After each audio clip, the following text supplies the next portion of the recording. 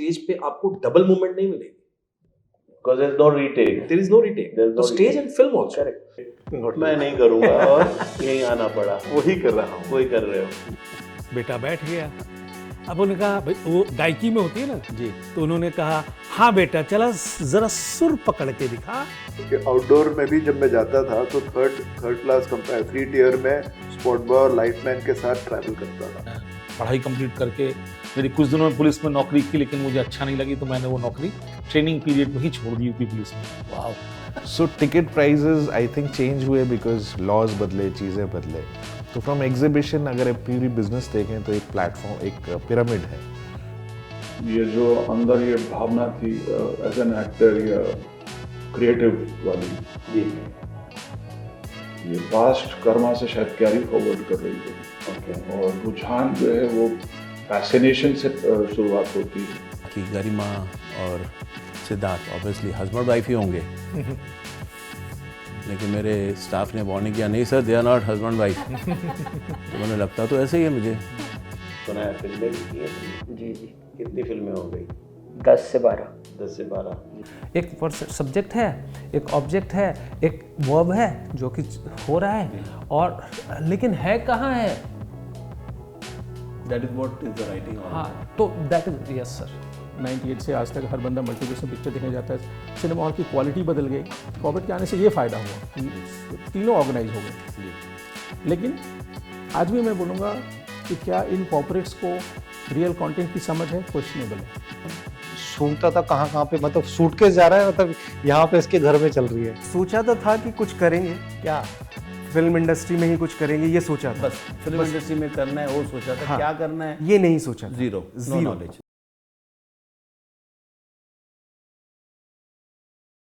तो आज का एपिसोड जो हम करने जा रहे हैं वो बहुत ही मेरे दिल के करीब है और अजीज़ है, स्पेशल है। फिल्मी टॉक्स में मैंने बहुत सारे पॉडकास्ट किए हैं, हर एक की जर्नी के बारे में जाना हूँ। आज मैंने एक एंसेम्बल बनाई है और इसमें हर एक की जर्नी कहाँ से स्टार्ट हुई और वो इस वक्त कहाँ तक पहुँचा। Short narrations, very inspiring in a short way to know who all have achieved what in their lifetime, जानेंगे आज के इस एपिसोड में। Enjoy a presentation by Filmy Talks on behalf of Indian Film History. कहाँ से आए हो तुम? मुंबई शहर में आए हो उतना तो मैं जानता हूँ अच्छे से, लेकिन असली कहाँ से आए हो? अम्बाला कैंट से, चंडीगढ़ से। मैं चंडीगढ़ में पढ़ रहा था अपनी नानी जी और अपनी, मैं मेरी मौसी को दीदी बोलता हूँ, तो वहीं था। तो पता चला कि मेरी फैमिली, डैडी मम्मी सब मुंबई जाने की बात कर रहे हैं, तो मैं बीमार हो गया। बीमार पड़ गए कि मुझे भी मुंबई जाना है, मम्मी के साथ जाना, डैडी के साथ जाना। मैं सर दिल्ली का रहने वाला हूँ। Born in Delhi only. Born in Delhi. Very good. और Okay. पढ़ाई वहीं से की? वहीं से की सर। ग्रेजुएशन भी की? ग्रेजुएशन भी की और पार्ट टाइम ग्रेजुएशन की और फुल टाइम थिएटर किया, वैसा किया। अच्छा, आप थिएटर में लग गए? जी, थिएटर में लग गया। लेकिन बचपन में मैं आपको बता रहा हूँ कि शुरुआत कैसे हुई थी। मतलब मैं रामला में ना सीता बनता था। जी मैं लखनऊ का रहने वाला हूँ जी। मेरा जन्म भी लखनऊ में हुआ था, लेकिन मेरे पिताजी जो थे वो रिजर्व बैंक ऑफ इंडिया में थे, इसलिए हर 3-4 साल में अलग अलग स्टेट कैपिटल्स में घूमता रहा। उस हिसाब से मैं कहूँगा कि मैं पूरे भारतवर्ष का हूँ। तो शुरुआत ये है कि मैं बेसिकली तो दिल्ली से हूँ, पर बॉर्न इन जयपुर, पर दिल्ली के मेरे डैडी थे and my father was in radio station. He was producer, writer, he was doing हवा महल। Ganga Prasad Mathur was his name. वाह, हवा महल हम सुनते थे बचपन में जी। जयमाला और हवा महल वो दोनों लिखते थे और प्रोड्यूस भी करते थे, और सब एक्टरों के पास जाके वो रीडिंग भी करवाते थे, बिकॉज यू नो यार हवा महल हम सुनते थे, मुझे ध्यान में है, बहुत अच्छे से ध्यान में है। तो उस घर का मैं हूँ। सर मेरी ज़िंदगी थोड़ी सी अनयूजुअल है इस मामले में। बचपन की जो बात आपने की, हमारा परिवार मूलतः पूर्वी बांग्लादेश, जो अब बांग्लादेश बन गया, पूर्वी बंगाल जिसको कहते हैं, वहाँ से बिलोंग करता है। उसमें एक डिस्ट्रिक्ट था खुलना, जो अब टूट के सातखीरे हो गया है। जब भारत का बंटवारा हुआ था तो 2 हिस्सों में हुआ था। एक पश्चिम की तरफ हुआ था जो पंजाब बटा था और सिंध बटा था, और एक पूरब की तरफ हुआ था जो बंगाल बटा था। तो हम लोग उस पूर्व वाले हिस्से से आए। और 47 में मेरे फादर की एज 5-6 साल थी, वो सबसे छोटे थे अपनी फैमिली में। ओके। तो मेरे एक ताऊ जी जो इंडिया में आए और उनको तब संयुक्त इंडिया में वो नौकरी करते थे डिफेंस में, जी तो वो उत्तर प्रदेश में प्रयागराज जो तब इलाहाबाद कहलाता था जी। वहाँ आ गए, और छोटा भाई जैसे होता था बड़े भाई के पास रहने आ जाए, उस तरीके से मेरे पिताजी जो है इलाहाबाद में यानी आपके प्रयागराज में आ गए। क्लास 5 या 6 से उनकी पढ़ाई वहाँ पर हुई टिल ग्रेजुएशन। और इसी तरीके से मेरे नाना लोग वो पश्चिम बंगाल में एक डिस्ट्रिक्ट है नदिया, कृष्णनगर, चैतन्य महाप्रभु का इलाका है, वहाँ से थे, जो बॉर्डर डिस्ट्रिक्ट है बिल्कुल, लेकिन वो भारत के अंदर है। और वो लोग वो कानपुर आ गए थे क्या कहते हैं नौकरी के सिलसिले में। ओके। तो इस तरीके से हमारा परिवार यहाँ आ गया और मेरा जन्म उत्तर प्रदेश में हुआ। तो मूलतः बंगाली हूँ, लेकिन मैं पला बड़ा उत्तर प्रदेश में। लखनऊ से, मैं बेसिकली लखनऊ से हूँ, मेरी जन्म स्थान लखनऊ का है। तो घर का सबसे बड़ा था और सिंपल है, जो हम लोगों के यहाँ जो परिवार होते हैं, चाहे किसी भी जाति उसके होते हैं, वो सोचते हैं कि घर का लड़का पढ़े लिखे, कहीं नौकरी करे, जैसे जीवन यापन उन्होंने किया उस टाइप से। तो मैं बड़ा था तो उनका सोचना भी बुरा नहीं था। पर I been a defence officer son, ज़िंदगी बहुत शहरों में गुजारी, और अगर आप देखेंगे तो हमारी इंडस्ट्री में जो डिफेंस बैकग्राउंड से लोग हैं वो काफ़ी दक्ष होते हैं, बिकॉज एक तो भाषा का बहुत ज़्यादा कंट्रोल हो जाता है, और तुम जब इतने सारे शहरों में घूमते हो तो बहुत सारे लोगों से मिलने का मौका मिलता है। मैं कहा जाए तो बहुत ही इस देश के बहुत छोटे शहर से, झारखंड के एक छोटा सा शहर है बैद्यनाथ धाम। ओके। वहाँ 12 ज्योतिर्लिंग में से एक ज्योतिर्लिंग है, और मेरे दादाजी वहाँ के पुजारी हुआ करते थे। वाह। और मेरे पिताजी ने सरकारी नौकरी कर ली, जिस वजह से शायद मैं बाहर निकल पाया, नहीं तो शायद आपसे मुलाकात मंदिर में होती, यहाँ नहीं। Destined by the God. That's true. Okay. Jharkhand से हूँ। ओके। और झारखंड में ही पढ़ाई लिखाई हुई। वहाँ से चूँकि मैं जिस जगह से झारखंड में बिलोंग करता हूँ, वहाँ से सिनेमा की तरफ आने के लिए रास्ते बहुत कम हैं जी। सो मेरा होम टाउन लखनऊ है। ओह, आदाब है। क्या सोच के आए थे? कि सोचा तो था कि कुछ करेंगे, क्या फिल्म इंडस्ट्री में ही कुछ करेंगे, ये सोचा था। बस फिल्म इंडस्ट्री में करना है वो सोचा था। हाँ, क्या करना है ये नहीं सोचा था। जीरो नॉलेज, कुछ नहीं पता था, ये एक पैशन था। मैं गुजराती हूँ। गुजराती हूँ, बुद्धा देव। बट बुद्धा देव से मुझे ऐसे लगा बंगाली बाबू होगा। आपने ये जर्नी कब से शुरू की? मेरी खुद की जर्नी ग्रास रूट लेवल से शुरू हुई सर।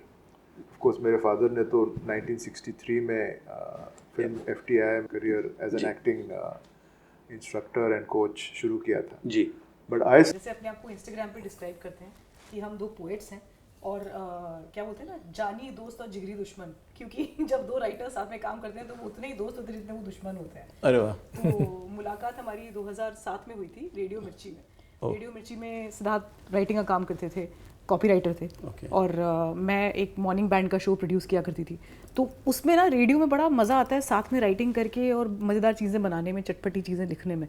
वहाँ हमें पता चला कि 2 राइटर्स की साथ में बन सकती है। तो एक्चुअली हम बहुत पक्के दोस्त हैं और इसीलिए पक्के राइटर्स हैं साथ में। और हमें ऐसा लगा कि 2 राइटर साथ में काम कर रहे हैं और एक दूसरे के बाल नहीं नोच रहे तो फिर हमारा फ्यूचर कुछ है, साथ में काम कर सकते हैं। तो फिर तब हमने डिसाइड किया। पहले तो मैंने क्रिकेट ज्वाइन किया, वहाँ पर आने के बाद मुझे क्रिकेट करना था और मैं टीम में भी आ गया। लेफ्ट आर्म फास्ट बॉलर था। तो लेकिन जिस तरह से वो मैचेस हुए और जहाँ मैं गया भी, देखा भी, तो मैंने कहा नहीं, यहाँ कुछ होना तो है नहीं। अगले ही साल बस थिएटर ज्वाइन करने का मौका मिल गया, थिएटर करने का मौका मिल गया कॉलेज से। और जितनी शायद स्ट्रगल क्रिकेट में भी होती, थिएटर में भी उतनी स्ट्रगल होनी थी। क्या होता है मैं आपको बताता हूँ। मैंने जो बाद में भी फील किया, जो मुझे लगता है हर किसी को समझना चाहिए, कि अगर आप किसी पाथ पर, किसी रास्ते पर चल रहे हैं, अगर आपको वहाँ अपलॉज मिल रहे हैं, अप्रिसिएशन मिल रहे हैं, अगर हो सकता है कि मुझे एज अ बॉलर बहुत सारी विकेट्स मिल जाती, या मैं अच्छा स्कोर कर लेता, या हमारी टीम जीत जाती, तो मुझे लगता है कि मैं सही पाथ पर हूँ। ओके। जो नहीं हो रहा था। जो नहीं हो रहा था। तो ये एवरेज। तो मैंने कहा यहाँ ऑफ कोर्स छोड़ दो। फिर मैंने कहा ये अच्छा गेम, लोग बोलते हैं अच्छा खेल रहा है, लेकिन अच्छा होना एक अलग होता है, जो अक्सर हम करते हैं यहाँ आने के लिए, मुंबई आने के लिए, शीशे के सामने या आपस में 4 लोगों के बीच में बैठ के सही है, एक अच्छी लाइन बोल देना जी, उससे आप एक्टर नहीं हो जाते। सेम उसी तरह आप अच्छे क्रिकेटर नहीं हो जाते। और मुझे एक अचानक मौका मिला, मैंने थिएटर में आने की वो नहीं की थी, मन में तो था कि मुझे एक्टर बनना है। आई कम फ्रॉम अ जनरेशन जहाँ फिल्में देखना एक प्रिविलेज थी। आज नेटफ्लिक्स, अमेजॉन है, इजी है। तो वो करते करते करते करते उन्होंने मुझे, they had nobody better to hire, so they hired me as a manager marketing. From manager marketing, I became the vice president marketing. I started delving with films. पर ये वो ज़माना है जब 1997 में पहला मल्टीप्लेक्स बना, एंड जब प्राइजिंग की बात हो रही थी तो सबने एक क्या कहते हैं लॉटरी सी निकाली कि यार क्या प्राइस होना है. तो तब पिक्चरों के प्राइस होते थे करीब 20 रुपये टिकट, 25 रुपये टिकट. जो फ्रंट स्टॉल होता था वो 2 रुपये की टिकट होती थी. करेक्ट. तो किसी ने लिख दिया 75 रुपये, तो सब हंसने लगे, कहते हैं 75 रुपये में कौन आएगा. And the first multiplex open with 75 rupees ticket, and वो हमेशा हाउसफुल रहता था. So I had the privilege of working with that. एक पिक्चर मैंने देख लिया था, वो क्या कुछ नाम था, शायद कोई धार्मिक पिक्चर थी. ओके. या झनक झनक पायलियाँ बाजे, शायद भी शांताराम सर की. और वो पिक्चर देखने के बाद मेरे दिमाग में आया, यार मैं इसको मैं क्यों नहीं कर सकता. ओके. और पता नहीं उस समय से मेरे दिमाग में वो एक जुनून सा, वो बचपन में वो जो 2-5 रुपए का मिलता था, रील्स मिलते थे और वो लगा करके ऐसे करके देखते थे डब्बा में. हाँ. तो वो सब फिर बाइस्कोप और वो गांव-गांव घूमता था. तो ये सब चीज़ें जो है वो फैक्टर बन, क्योंकि हम लोग मतलब जिस जहाँ से आते हैं वो एरिया ही बहुत ही पिछड़ा हुआ है. अखबार में नौकरी मिल गई और मैं दिन में वकालत करता था एज अ जूनियर लॉयर. मेरे मकान मालिक ही मेरे जो है लॉयर थे, गुरु भी थे वो. और वहाँ मेरे कई सारे बैचमेट्स जो है वहाँ वो प्रैक्टिस कर रहे थे एज अ जूनियर लॉयर. तो मैं दिन में 30 Hazari, Patiala house, कड़कर Duma, supreme court, high court जाया करता था. और शाम को मैं एक अखबार में एडिटोरियल डिपार्टमेंट में नौकरी करता था. तो 2 जॉब मैंने एक साथ की और बहुत सोची कितनी मेहनत करनी पड़ती होगी. सवेरे से लेकर शाम तक अदालत में, फिर शाम को 7 से रात को 1 बजे तक मैं अखबार की नौकरी, फिर 2 बजे आके मैं सोता था. मैं करियर के लिए कुछ और बनना चाहता था. शायद एक आइडियल करियर मेरे लिए सर में एक टीचर बनना था. मैं अपनी पीएचडी के लिए UCLA की तरफ जा रहा था. फुल फ्लेजेड स्कॉलरशिप मिली हुई थी. बट मिडिल क्लास के कुछ एक प्रेशर होते हैं. मैं अपने घर में सबसे बड़ा था. और इस ज़िंदगी भाग दौड़ में जल्दी से जिम्मेदारियां लेनी थी. तो शॉर्टकट में मुझे कुछ करना था. और आज की तारीख में लिटरेचर में पढ़ाई करके आप राइटर बन सकते हैं, पत्रकार बन सकते हैं, या शायद टीचर बन सकते हैं. बट उसके लिए भी आपको PhD या उसके लेवल की कुछ पढ़ाई करनी होती है. तो शॉर्टकट में मुझे MBA करनी पड़ी. मैं बॉम्बे यूनिवर्सिटी आया, नरसिंह मोहन से मैंने MBA किया और मेरा पहला कैंपस प्लेसमेंट सोनी के साथ हुआ. जी. इंस्पायरेशन कहाँ से आई कि चलो अब इंजीनियरिंग छोड़ के यहाँ पे आना है? शायद मुझे लगता है इंस्पिरेशन ये थी कि जब हम यहाँ पे बॉम्बे में रहते थे, कई एक्टर घर पे आते थे तो कई चीज़ें करते थे, तो मुझे लगता था ये तो बहुत सिंपल सी चीज़ें हैं, क्या है इसके लिए इतना कर रहे हैं. क्योंकि they used to come at my place, daddy radio में है, भाई टीवी में है, काम मिल जाएगा. बेसिकली जो उस टाइम वही तरीका होता, ऑब्जेक्टिव तो वही थी, वही तरीका होता था. तो मुझे लगता था ये तो बहुत आसान काम है, कितने आराम से कर रहे हैं. और जब मैंने कॉलेज में किया तो थिएटर वगैरह मेरे लिए बहुत आसान था. मैंने कहा मज़ा आता है, गाना गाएंगे, थिएटर करेंगे, अंताक्षरी खेलेंगे. जब दिल्ली जाने के बाद वो चीज़ें हट गई लाइफ से, तब उसकी इंपॉर्टेंस समझ में आई. महसूस हुआ ये तो बहुत अच्छी चीज़ थी यार, मैं क्या कर रहा था. वहाँ जाके मैंने नॉर्मल इंजीनियर वाली लाइफ जी. वहाँ पे किसी को पता ही नहीं. मेरे फादर की अनफॉर्चुनेटली वहीं पे दिल्ली में डेथ हुई, कैंसर हो गया था. बट उसके बाद when I came back in front of my father, I was not an actor. तब मैंने एक्टिंग की नहीं. तब मैंने सिर्फ बॉम्बे में कुछ कंपटीशन में हिस्सा लिया था जी. तो उसमें मुझे प्राइज़ मिला. तो गाने में मुझे प्राइज़ मिल गया. तो मेरे फादर को मैंने कहा कि डैडी गाने में प्राइज़ मिला है. तो उनका जवाब था कि ओह, अब मैं समझ सकता हूँ कि बाकी लोग कितने बेसुरे होंगे. So that was his way of say appreciating me. बाल भारती. तो तुमको उस समय ले चलेंगे. मैं गया. मैंने पहली बार आकाशवाणी देखा, इतना बड़ा. अरे बोला इतनी बड़ी चीज़ है जहाँ से आवाज़ आती है जी. फिर वो प्रोग्राम जो लाइव होता था उसमें मुझे बिठा दिया गया. ओके.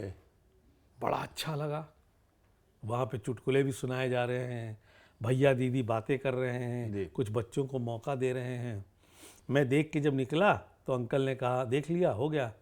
बोले नहीं, मन नहीं भरा है. मैं अगर आपकी इजाज़त हो, आप संडे को आते तो मुझे लेते आइएगा. उन्होंने कहा ठीक है. फिर अगले संडे 2-3 संडे के बाद मैंने जो भैया थे वहाँ पे उनसे कहा कि भैया मैं भी चुटकुला पढ़ूँ. बोला अच्छा तुम पढ़ लोगे? बोला हाँ.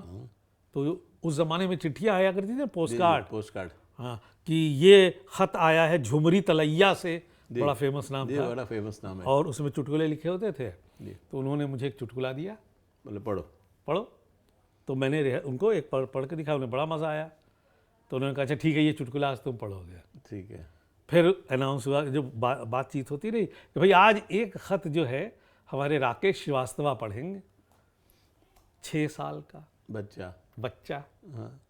उसने पढ़ा और सब हंसे। तो वो जो हंसी थी ना, वो कहीं यहाँ छू गई, यहाँ छू गई। इलेक्ट्रिक उसने कहा अरे शॉक वाह, की तरह। हाँ, अरे वाह, इसमें तो तारीफ भी मिल रही है। सही है। बाहर जब निकला जाने के लिए अंकल के साथ, उन्होंने कहा रुको, अब क्या, यहाँ पे रुको, ये अंगूठा लगा दो, मुझे 5 रुपए मिले। अरे वाह, जीवन की पहली कमाई 5 रुपए। हमने कहा यार ये तो गजब की चीज़ है, इसमें तो पैसा भी मिलता है। वो तो उम्मीद नहीं थी आपको? उम्मीद नहीं था, मुझे पता ही नहीं था, सोच ही नहीं थी। पता ही नहीं था। सही है। मैं जब अगली बार गया इतवार को, तो पूरे मोहल्ले में अपने दोस्तों को, बच्चों को बता करके आया, देखो तुम लोग जो है ना ये प्रोग्राम सुनना बाल भारती, आज मैं एक चुटकुला पढ़ूंगा, उसमें सुनाऊंगा जी। तो अगली बार फिर एक चुटकुला पढ़ा, सुनाया। जब घर पहुंचा, रिक्शे से, वो साइकिल रिक्शा होता था ना, उसमें से उतरा अंकल के साथ, देखा मेरे घर के बाहर सारे बच्चों की भीड़ लगी हुई है। वाह वाह। मैंने कहा ये क्या हो गया? अरे सब आके मुझे गले लगा लिए। एक आध के मम्मी पापा भी आए हुए थे, क्योंकि पहली बार ऐसा हुआ था कि उस मोहल्ले का कोई लड़का आकाशवाणी में उसकी आवाज़ सुनाई दी थी।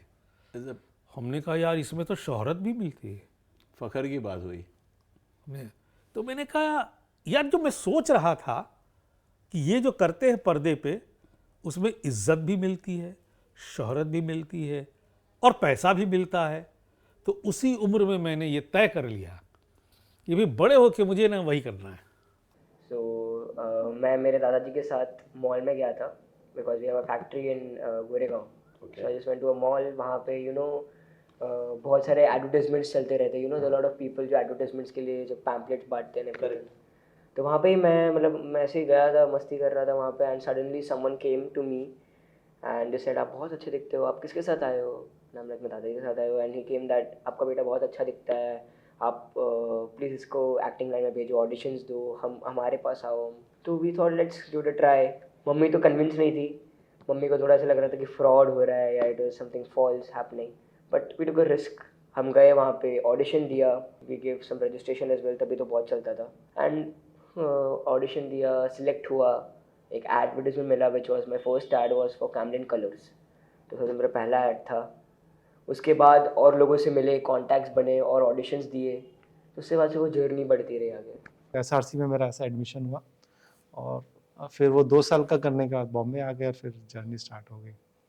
बॉम्बे पहुंच के घर वालों ने तो बोला ठीक है बेटा जा। मम्मी पापा मेरे, मतलब मैं चाहता हूँ कि मतलब इस लाइन में कोई आना चाहते हैं ना, तो मेरे माँ बाप जैसे माँ बाप मिले जो इतने सपोर्टिव हैं। मतलब आज मतलब ऑलमोस्ट 25 साल हो गए। अगर आज मैं बॉम्बे में हूँ तो अपने मम्मी पापा के आशीर्वाद, उनके सपोर्ट, और जो मेरी धर्म पत्नी है प्रियल, ये 3 नहीं होते तो मैं कब का गल सड़ गया होता, ख़त्म हो गया होता। इन तीनों ने जो सपोर्ट दिया मेरे को कि नहीं तुम अपने सपनों पे काम करो, अपने उस पे काम करो, क्योंकि सर ये लाइन आप तो सर मतलब एक टाइम पे भीष्म पितामह कहलाए जाते थे इस लाइन के। मतलब इतने एक्टरों को आप चांस देते थे। जब हम 99 में आए थे तो मतलब 3 लोग ही हुआ करते थे, अनीता इसरानी, मोना ईरानी और थर्ड सुधा मेहता जी का ऑफिस था दादर में, आपका ऑफिस था अंधेरी ईस्ट में, और मोना ईरानी जी का था लोखंडवाला में। तो इन्हीं 3 के पास हम घूमते रहते थे और वो सुनते रहते थे, आज इधर दिया, उधर दिया, इधर ब्रेक मिला, वहाँ बहुत हो रहा है। पहला काम कहाँ मिला? मेरा पहला काम मिला सर रोमेश शर्मा फिल्म, रोमेश शर्मा जी क्या, जिन्होंने हम फिल्म बनाई थी, हम वाले। उनका उस टाइम पे एक हिट सीरियल चल रहा था अजनबी, उसूल, फिर तीसरा सीरियल उन्होंने बनाया था तुलसी, तो उसमें one of the lead role मिला। हाँ, मतलब उन्होंने उस टाइम पे ये होता था, उस टाइम की खूबसूरती ये थी सर कि मेकर खुद ऑडिशन लेते थे। Multi starrer. यस। तो I was the 8th assistant in that, और मेरा काम ये होता था, जब शॉट रेडी हो जाता था, कैमरामैन बोलता था लाइटिंग रेडी है, शॉट रेडी है, तो बस जाके उस टाइम पे वैनिटी वैन कुछ नहीं होती थी। ओके। राइट, तो बस जाके जो भी एक्टर का शॉट होता था ना, जाके बस बोलना सर आपका शॉट रेडी है। 350 रुपये की तनख्वाह मिलती थी। वाह। मैं 1986 की बात कर रहा हूँ। वाह। और 20 रुपये का कन्वेंस मिलता था। अब ये बच्चों को बताएं ये सब चीज़ें तो they will find it very filmy कि 350 में आपने ज़िंदगी कैसे चालू की, being son of Roshan ji. Yeah, so but my father also insisted that I learn from the grassroots. Very good. Right? Because you know, जब तक आप उस ज़मीन से नहीं जुड़े होते हैं, जब तक लोगों का एक्चुअल आप जो प्रोसेस, इंडस्ट्री की प्रोसेस आप वहाँ से नहीं शुरू करते हैं, तब तक आपको सही तरीके से इस इंडस्ट्री की पकड़ नहीं आती है। करेक्ट। मतलब रामलीला से मैं आपको शुरुआत हमारी रामलीला से हुई थी। संजय लीला बंसाली जैसे कहते हैं दिग्गज डायरेक्टर के साथ हमने शुरू किया था। तो उसमें ये था कि we had nothing to lose, हम तो बिल्कुल ही नए थे। और हमारी डेब्यू राइटिंग थी वो। तो उधर भी ऐसा हुआ कि वो बिल्कुल हमारे लिखे हुए शब्द पे चलते थे। तो हम वहाँ बहुत खुश थे एक्चुअली। सबसे ज़्यादा आप मुझसे पूछेंगे तो वहाँ हम बिगड़ गए, मतलब वहाँ से हम बिगड़ गए। डायरेक्टर तो बात हमें लगा ऐसे ही होता होगा इंडस्ट्री में, पहली फिल्म में सब डायरेक्टर ऐसे ही काम करते होंगे। पर बाद में हमको धीरे धीरे जैसे जैसे पता चलने लगा तब हमें लगा कि ये तो ऐसा नहीं हो रहा है। हाँ, तो वो है, चीज़ें बिगड़ रही थी स्क्रिप्ट से आउट ऑफ, मतलब आउट ऑफ। ये होता है कि आप पहले जितने चेंजेस कहना है कह लीजिए, लेकिन सेट पे जाके जब कुछ बदल जाता है या एडिट में कुछ जब बदल जाता है तो अक्सर उसके पूरे मायने बदल जाते हैं। एडिट अपने आप में आप सर समझते हैं, फिल्मों से इतने टाइम से जुड़े हुए हैं कि अगर एडिट होती है तो ऐसा नहीं हो सकता कि हम सडनली कुछ भलता ही कर दें उसके अंदर। हमें स्क्रीन प्ले को ध्यान में रख के चलना है। तो वो बात हम लोगों को थोड़ी अखरती है। हाँ जी। तो वो जो सोचते थे उसका बिल्कुल विपरीत है। पसीना बह रहा है, सब कुछ है। एक्टर तो चलिए ठीक है, वो तो काम कर रहा है, वो बहुत ही कंफर्ट जोन में होता है। कलाकार है, वो आएगा, मेकअप करेगा, शॉट आएगी, वो अपना काम करके फिर जाके वो पंखा करने वाले, कॉफ़ी देने वाले सब लोग सब हैं। बट जो बिहाइंड द सीन वर्कर होते थे उन लोगों ने मेरी आंखें खोली। देन आई रियलाइज्ड कि ये जो स्टारडम है, जो हम मैगजीन पढ़ लेते हैं या हम पिक्चरें देख लेते हैं, हीरो हीरोइन को चिपके हुए देख लेते हैं, इससे वही है जो रात के सपने में तक सीमित है। जो रियलिटी चेक है, जो सत्य चीज़ है, वो बहुत परे है। उसमें अथक परिश्रम, आपके सर का पसीना पाँव के नाखून तक आएगा, तो उससे जो पैसा कमाओगे उसका सुख एक अलग होता है। वो दिखता बहुत बड़ा है, लेकिन उसके लिए जो है आपको जिस प्रोसेस के निकलना पड़ता है वो बहुत कठिन है, और उसके लिए कितना पेशेंस रखना पड़ता है। और सक्सेस और फेलियर का रेशियो है 98 to 2%। और एक बार मैं बड़ौदा घूमने आया तो मैं उस वक्त बॉम्बे आ गया एक दिन के लिए, और मैं उनके साथ बैठा तो मैंने कहा यार बॉम्बे जैसा फिल्मों में दिखाते हैं वैसा तो दिख नहीं रहा है। बोले मैं कल तुमको टाउन ले चलूँगा। मैंने कहा टाउन मतलब ये क्या है? ये कौन सी बला है? सबब कहते हैं। तो हमको पहली बार पता चला उपनगर। हाँ सब जी। और टाउन ले चलूँगा। तो मैं पहली बार उनके साथ फिर सवेरे सर चर्च गेट, और चर्च गेट से उतर के फिर एक एड एजेंसी में गया। तो शीशे का ऑफिस, और वहाँ थोड़ा बॉम्बे डिफरेंट दिखा, अलग अलग तरीके का। फोर्ट वोर्ट का एरिया दिखा, वो सब बिल्डिंग्स दिखी, हाई कोर्ट की बिल्डिंग वो सब दिखी। मैंने हाँ ये बिल्ड, और फिर वो मेरिन ड्राइव दिखा मुझे बाद में। मैंने कहा हाँ ये तो फिल्मों में देखा है मैंने। तो वहाँ अलग बॉम्बे दिखा। और फिर मैं जब एड एजेंसी के अंदर गया तो मुझे लोग भी अलग दिखे। सब अंग्रेजी में बात कर रहे थे, और उनका पहनावा, ओढ़ना, उनका स्टाइल, बहुत सारी चीज़ें अलग थी। मतलब मैं तो मतलब मैंने पहली बार महिलाओं को सिगरेट पीते हुए पहली बार उसी एड एजेंसी में ही देखा। इसको लेके कोई ऑफेंडेड ना हो, मतलब मेरा पहला एक्सपीरियंस था। That's the fact. हाँ, that was the fact. First time I have seen कि महिलाएं सिगरेट पी रही। मैंने यूपी में देखा नहीं था कभी। मैंने बीड़ी पीती हुई, हुक्का पीती हुई कुछ बुजुर्ग औरतें तो देखी थी, हाँ, लेकिन मैंने इस तरह से नहीं देखा था। और बड़ा इंटरेस्टिंग था कि एक ही लाइटर से मेल फीमेल दोनों सिगरेट जला ले रहे हैं। तो मुझे वो अजीब भी लगा और अनोखा भी लगा। बट वो लोग बहुत अच्छे इंसान, बहुत जल्दी घुल मिल गए। और मुंबई के बारे में मैं एक बात कहूँगा कि यहाँ पर आपकी मेहनत और प्रतिभा की बड़ी कदर है। अगर सही लोग आपको मिल जाएं तो वहाँ पर उन लोगों ने मुझसे थोड़ी देर बात करके समझ गया कि इस आदमी को हिंदी तो आती है ठीक से, और उनका कमज़ोर पक्ष हिंदी था। वो लोग अंग्रेजी के खिलाड़ी थे। अच्छा, उन दिनों हिंदी में ऐड बनने का बहुत प्रचलन आ गया था जी, अगर आपको याद होगा 98-99 की बात के आसपास की बात है। तो उन्होंने कहा कि हमको 3 ऑडियो विजुअल बनाने हैं और वो फिल्मी धुन पे बनाने हैं। तो उन्होंने ब्रीफ दिया। अच्छा, तब तक उनको पता नहीं था कि मैं इतना राइटर आप बढ़िया राइटर हो, तो वो उनको ब्रीफ दे रहे थे। और वहाँ से बाहर निकले, मैंने कहा यार अच्छा एक चीज़ और, मैं यार भूख लग रही, क्योंकि इन लोग तो सिर्फ चाय कॉफ़ी और बिस्किट ही खिलाए जा रहे थे, ये तो भूख लग गई, तो बोले चलो ले चलते तुम एक रेस्टोरेंट में, यहाँ बहुत सुंदर उडुपी रेस्टोरेंट में गए, वहाँ डोसा वोसा खाया। फिर मैंने उससे जो एक कागज़ मांगा वेटर से, तो उसने वो जो रसीद वाली पर्ची होती है एक पुरानी, वो फाड़ के दी। उसी पे मैंने जो उन्होंने ब्रीफ दिया था वो लिखना शुरू किया, और थोड़ी देर बाद जो मेरे साथ दादा गए थे उनको दिखाया, बोला अरे ये तो तुमने एकदम वैसा लिख दिया। तो मैं तो राइटिंग करता हूँ। बोला अरे वाह। और वहाँ से लेकर घर वापस आने तक मैंने 3 ऑडियो विजुअल बना दिए, फिर उनको फेयर किया और फेयर करके फैक्स किया, और वो वहाँ से अप्रूव हो गया। वाह। और अगले दिन मैं स्टूडियो के अंदर रिकॉर्डिंग देख रहा था, और फिर मैं वहाँ से देख दाख के सब चीज़ वापस आया, और 15,000 रुपये के चेक मुझे 5-5 हज़ार रुपये प्रति उसके हिसाब से मुझे मिले, जो एक बड़ी रकम थी उत्तर प्रदेश के लोगों के हिसाब से। मेरे फादर की क्लास 1 ऑफिसर, तो उनकी सैलरी 4-5 हज़ार रुपये महीने की थी। जो आपका गुरु है उसको ऑब्जर्व करो, उसी को कॉपी कर लो, क्योंकि गुरु को काम करते हुए किसी ने नहीं देखा।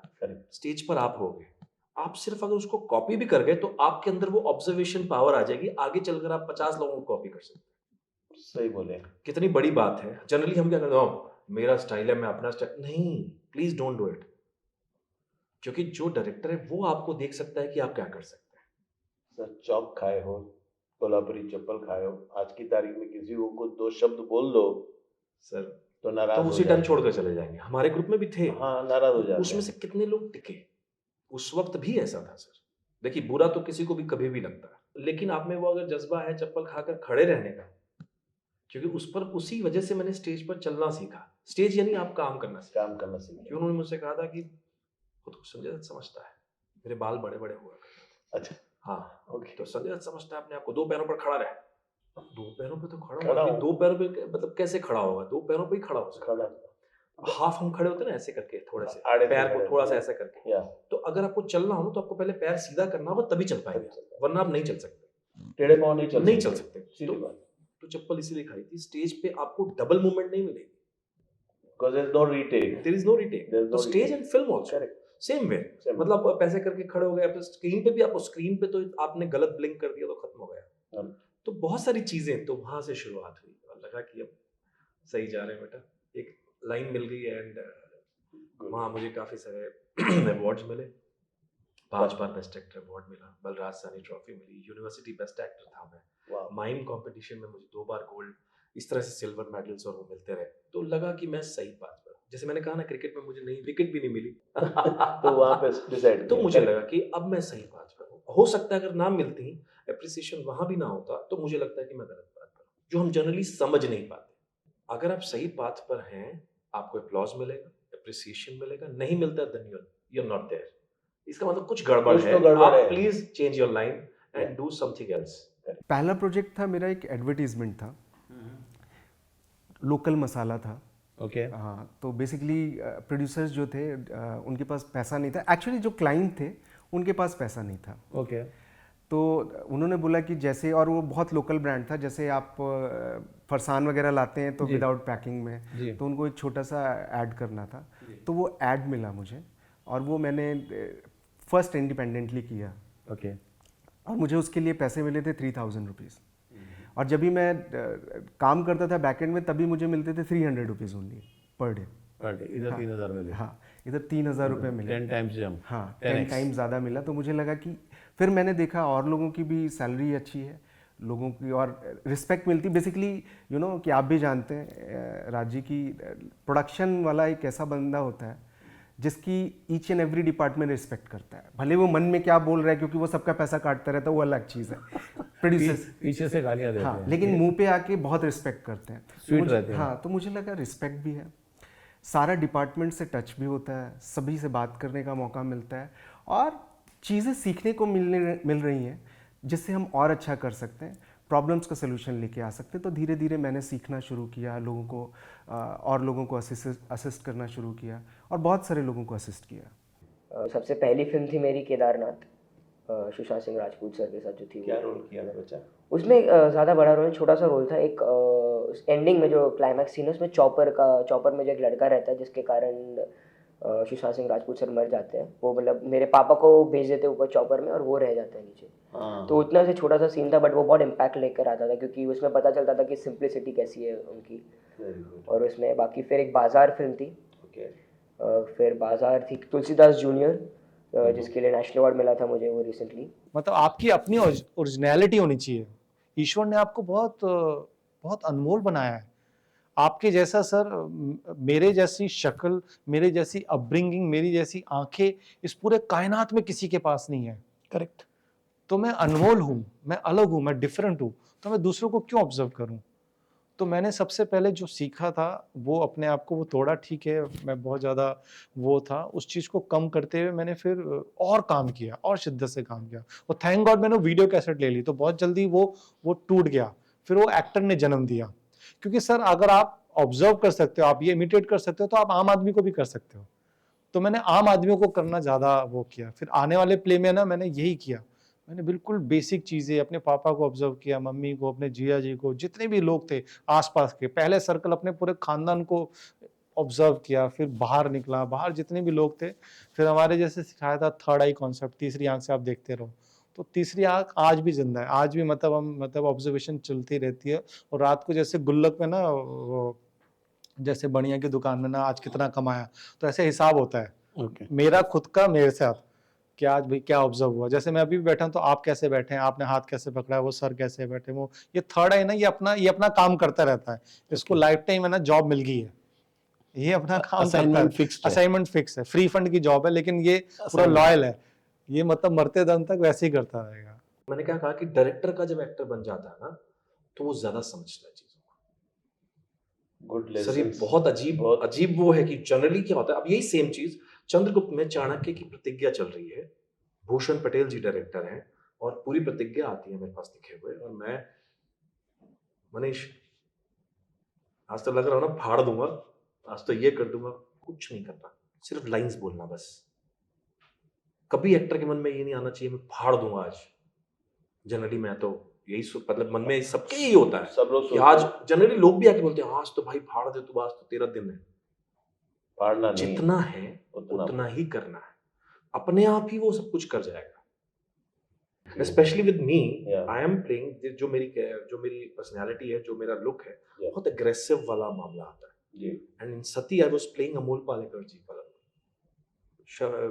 फारूक शेख जी, जो बिल्कुल बेचारे सटल बात नहीं कर पाते हैं, अपनी बीवी से मतलब लात तक खा जाते हैं।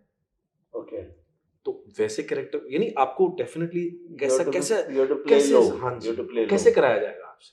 करेक्ट, पर्सनालिटी वो नहीं है, लेकिन आपसे करवाना वही है।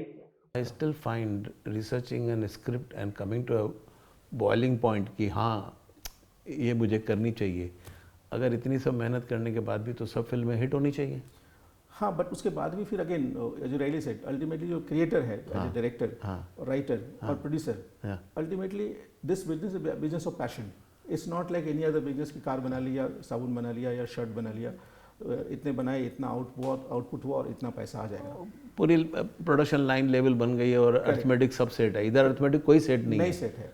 तो आप अपना बेस्ट पॉसिबल एफर्ट्स डाल सकते हैं, बेस्ट पॉसिबल प्रयास कर सकते हैं कि भाई आप फेल ना हो। कोशिश ये करते हैं कि एक रिलेटेबल कंटेंट बनाए जो कि आम आदमी उससे कनेक्ट कर पाए। हमारा प्रयास तो है कि हर कंटेंट आम आदमी कनेक्ट कर पाए तभी सक्सेसफुल है। वही डिफरेंस है between a painting and a commercial art. Painting बनाते हैं तो आप अपने पर्सनल कंजम्पशन के लिए बनाते हैं, करेक्ट। सिनेमा पब्लिक के लिए है, तो जब आप उसमें कुछ पैसा लगाते हैं तो आपको उसके साथ जस्टिस करनी होती है। जो बंदा देखने आता है 100 रुपये की टिकट जब पोस्टर देखता है वो डिसाइड करता है, या ट्रेलर देखता है डिसाइड करता है ये देखने जाना है कि नहीं, वो क्यूरियोसिटी वैल्यू उसमें है कि नहीं। जब तक आप कुछ out of the box yet relatable, out of the box का ऐसा कुछ नहीं कि आप साइंस और साइंस फिक्शन बना दें या कुछ हॉरर फिल्म बना दें, ये सब सेट फॉर्मूला है। लोगों का कहना है कि हॉरर चल जाता है, एक्शन चल जाता है, कॉमेडी चल जाता है, और हर दूसरा बंदा शायद कोशिश भी करता है, बट हर पिक्चर सक्सेसफुल नहीं होती है। उनको साहित्य में जगह नहीं मिली, सिनेमा में थे, लेकिन उनमें भी जीवन दर्शन बहुत था जी। तो ये दोनों मिलकर मेरी एक पर्सनालिटी तैयार हो रही थी, सोच के लेवल पर और राइटिंग के लेवल पर, जो शायद मुझे यहाँ ले आई और जो भी थोड़ा बहुत मैं कर पाया हूँ। तो उसमें उस दौर का जो आप दिल्ली के समय की बात कर रहे हैं उसका एक बहुत बड़ा हाथ है, और ये समय लगभग 3-3.5 साल का है। जिंगल करते करते फिल्म का रुख और रोड कहाँ से मिला? क्योंकि सर जिंगल जब जब करते तो उसमें कभी कभी फिल्म के लोग भी इन्वॉल्व हो जाते थे, फॉर कोई गाने के लिए आ गया, कोई इस तरीके से आ गया, तो वहाँ पर अच्छा उस समय पर सिंगर्स आ जाते हैं। सिंगर्स आ जाते थे, उनके साथ एक दो मैनेजर वगैरह भी आ जाते थे। ओके हाँ, तो वो पूछते थे और क्या लिखते हो, क्या करते हो। ओके तो इस तरीके से एक परिचय हो जाता था। तो इस तरीके से एक दो लोगों से जो असिस्टेंट डायरेक्टर होते थे एड्स में, जी वो लोग फिल्मों में भी काम करते थे, जैसे उनको वहाँ काम जी। मिल गया, तो ऐसे इस तरीके से कुछ परिचय सूत्र बनते थे। और एक मेरे को परिचय मिला, सुशांत सिंह एक एक्टर थे, एक सुशांत सिंह राजपूत हैं और एक सुशांत सिंह हैं, ओके जो साउथर्न इंडिया में एंकरिंग करते थे, वो बिजनौर से थे ओरिजिनली। ओके तो वो अभी वो शायद सिंटा के सिंटा के सिंटा के जनरल सेक्रेटरी काफी जनरल समय तक। सेक्रेटरी हाँ हैं। जी सर, जी सर। जी तो वो भी बिजनौर से हैं और उनके मामा मेरे दोस्त थे। ओके तो एक बार मैं छुट्टी में जब बिजनौर गया, तो बॉम्बे आने के बाद तो बातचीत होने लगी, हम लोग सब दोस्त मिले, तो उन्होंने कहा मेरा भांजा है, वो उसने जंगल पिक्चर में काम किया राम गोपाल वर्मा के साथ, एक्टर है, ऐसा ऐसा। अरे तो मैंने कहा एक चिट्ठी लिख दीजिए उसके लिए। तो उन्होंने उसको एक चिट्ठी लिख के दी। अब मैंने आके जब उसको फ़ोन किया तो वो डर गया, उसको लगा कोई स्ट्रगलर होगा, मुझे परेशान करेगा। तो उसने मुझसे पूछा कि आप करते क्या हो? तो मैं अच्छा, इस बीच में मैंने एक कंपनी ज्वाइन कर ली थी यहाँ पर। मुझे लगा ऐसे स्ट्रगल करना ठीक नहीं है, तो एक कंपनी भी ज्वाइन कर ली थी। लेकिन वो कंपनी बनाती थी सीडी रोम्स, तब एक कैटलॉग की जगह पर। तो मेरी वहाँ भी ट्रेनिंग हो रही थी। मैंने पहली बार बीटा टेप देखा, मैंने पहली बार देखा शूटिंग कैसे होती है। लेकिन वो ज़्यादातर इंडस्ट्रियल शूटिंग होती थी, फैक्ट्रीज़ की शूटिंग होती थी। हाँ, तो कॉन्सेप्ट टू कमीशनिंग पूरा। तो मैंने बहुत बड़ी-बड़ी कॉर्पोरेट फिल्म आईसीआईसीआई के लिए बनाई।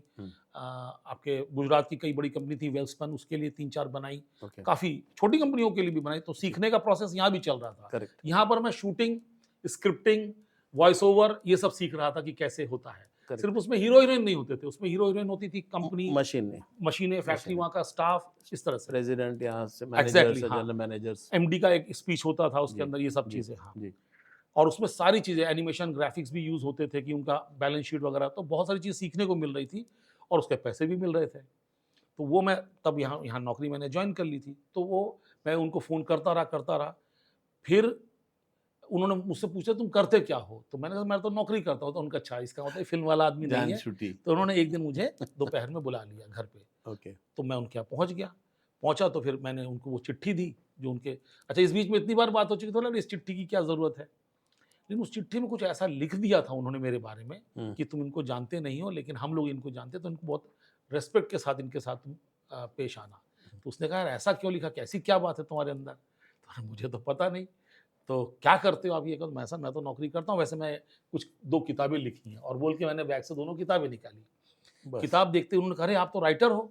अरे यार वो राम गोपाल वर्मा को तो राइटर की ज़रूरत है। तो एक काम करता हूँ, मैं आपको एक नंबर देता हूँ प्रवाल पांडे का, उनके चीफ असिस्टेंट है, और उनसे आप बात कर लेना मेरा नाम लेके, और मैं उसको बोल भी दूंगा। और फिर मैंने प्रवाल पांडे से फ़ोन किया। प्रवाल पांडे मुझे मिले और बस उसके बाद बस रेस्ट इज, वो चूँकि चीफ असिस्टेंट थे राम गोपाल वर्मा के, फिर मैंने राम गोपाल वर्मा जी से मिल लिया। और उस समय राम गोपाल वर्मा जी बहुत फिल्में बनाते थे एक साथ लगातार, और उनको 2 मिनट लगा मुझे समझने में कि ये हिंदी अच्छी जानता है। और उसके बाद मैंने उनके साथ लगभग 14 फिल्मों में गाने लिखे और 1-2 फिल्मों में स्क्रिप्ट लिखी जो बनी नहीं, लेकिन उन्होंने मुझे पैसे दिए, किसी वजह से वो प्रोजेक्ट नहीं बने और कॉन्फिडेंस आया। वहीं पर मेरी मुलाकात मनोज बाजपेयी से हुई, वहीं मेरी मुलाकात विवेक ओबराय से हुई, वहीं मेरी मुलाकात अनुराग कश्यप से हुई, वहीं मेरी मुलाकात सौरभ जी से हुई। तो ये सब लोग आते जाते थे, और भी बहुत सारे लोगों से जो इंडस्ट्री में आज बड़े नाम हैं अलग-अलग कैपेसिटी में, तो सबसे, और खुद अपने आप में राम गोपाल वर्मा इतने बड़े आदमी उस समय, हाँ, एक स्कूल ही है, स्कूल थे सर। हाँ, तो वो उनके साथ मेरा बहुत इंटरेक्शन होता था। वो जब भी फ्री होते थे बुला लेते थे और किसी एक कोई कहानी सुना के पूछते थे ये कैसा लग रहा है, या जैसे हिंदी शब्द का किसी का मतलब, जैसे निशब्द जब उनको टाइटल आया तो उन्होंने मुझे फ़ोन किया कि what is the meaning of निशब्द, इज इज साइलेंट? मैंने सर स्पीचलेस। फिर बॉम्बे वापस आया, तब वो जो मिस आउट किया मैंने जी, यानी कि मैंने जॉब शुरू की, बट एक दिन मैं घर आ रहा था तो मुझे लगा कि अब मेरी सारी ज़िंदगी दोपहर को डब्बा खोल के खाना खाऊं और शाम को ट्रेन पकड़ के खाऊं, ये रह जाएगी। एंड आई डिसाइडेड नहीं, मुझे ये नहीं करना है। अंदर से हुआ कि नहीं करना है, तो फिर क्या करना है? तो फिर क्योंकि मैंने जो एंजॉय किया था स्टेज पे खड़ा होना, मैंने कहा I want to go there and I should go for proper training. I should not just enter because मैं उनका बेटा हूँ, इसको जानता हूँ, उसको जानता हूँ। I properly underwent proper acting training. फिर उसके बाद वहीं से मुझे थिएटर में बुला लिया गया, क्योंकि मेरे बड़े भाई थिएटर कर रहे थे तो उन्हें ज़रूरत थी एक्टिंग की। सो आई जस्ट वेंट, एंड जब मैंने करना शुरू किया it was appreciated and I did a good job. उस ज़माने में किसके यहाँ पे आपने ट्रेनिंग? किशोर नमित कपूर एक्टिंग लैब में ली थी मैंने। और किशोर जी इतनी अच्छी बात है क्योंकि गुरु हैं वो तो मेरे, और दिनेश ठाकुर के उनमें तो वो मुझे बाद में पता चला कि जब मैंने डैडी का नाम उनके सामने तो डैडी उनके गुरु थे, तो मुझे बोलते तुम तो गुरु भाई हो। उम्मीद है ये एपिसोड आपको पसंद आया होगा। ये कहानी यहाँ पे ख़त्म नहीं हो पा रही थी, हम इसी को श्रृंखला को कंटिन्यू करेंगे अगले एपिसोड में भी। उम्मीद है आप एक और बार अगले हफ्ते आएंगे और जर्नी को एंजॉय करेंगे।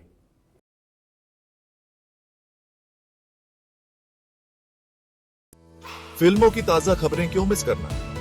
अभी सब्सक्राइब करो इंडियन फिल्म हिस्ट्री और अंदर की बातें जानो। बॉलीवुड की दुनिया का टिकट बस एक क्लिक दूर। बॉलीवुड के बिना रह नहीं सकते? फिल्मी शॉर्ट्स ऐप डाउनलोड करें और चलते फिरते मनोरंजन का मजा लें। झटपट, चटपटी और पूरी बॉलीवुड वाली खबरें। फिल्मी शॉर्ट्स ऐप iOS और एंड्रॉइड दोनों पर मौजूद है। एंटरटेनमेंट की दुनिया में चांस पाने का एक आसान तरीका। फिल्मी जॉब्स ऐप अभी डाउनलोड करें और बॉलीवुड की दुनिया में कदम रखें। Available for iOS and Android devices, please download Filmy Jobs app.